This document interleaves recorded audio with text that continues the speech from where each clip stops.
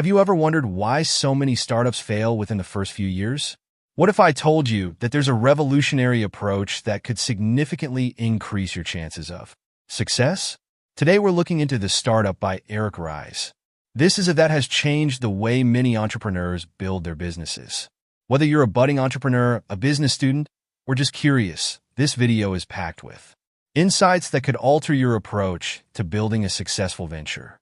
Let's kick things off by understanding the core concept of the lean startup methodology. Imagine starting a business where instead of executing a long-term business plan, you start with a series of small experiments. That's what the lean startup is all about, building a sustainable business through validated learning.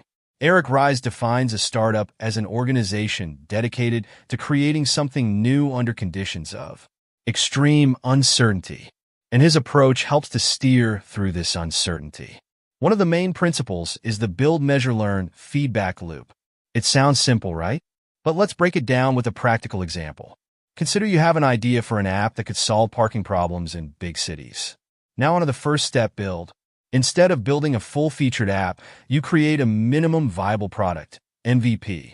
This MVP has just enough features to satisfy early adopters and to validate the idea. Next up, measure. This step involves seeing how your early adopters use the product. You gather data about their interactions, which helps in learning what modifications are necessary. Finally, learn.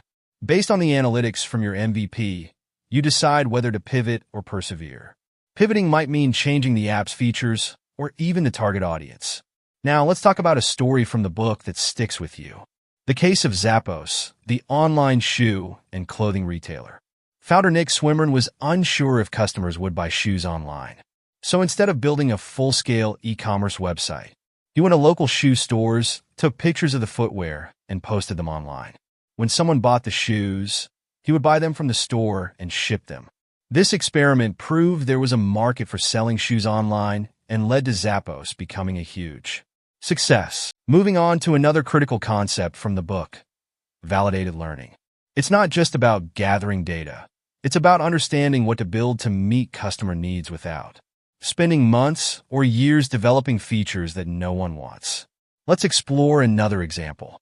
Dropbox, the cloud storage service, used a simple video to validate its idea. The video demonstrated how Dropbox would work and was shared on technology blogs. The interest generated from this video, measured by pre-signups, helped validate the demand for the service, effectively saving Dropbox from spending unnecessary time on a product that people might not want. Now, as we conclude the main content, think about how these principles can apply to your own business ideas. What MVP could you create to test your hypothesis? How could you implement the build, measure, learn loop effectively? Remember, the goal is progress, learning quickly, and adapting even quicker. Thank you so much for watching today's deep dive into The Lean Startup by Eric Ries. If you found this summary helpful, like the video, share it, and don't forget to comment your thoughts below. Maybe you have a lean startup story of your own? Share it with us. We would love to hear about your experiences.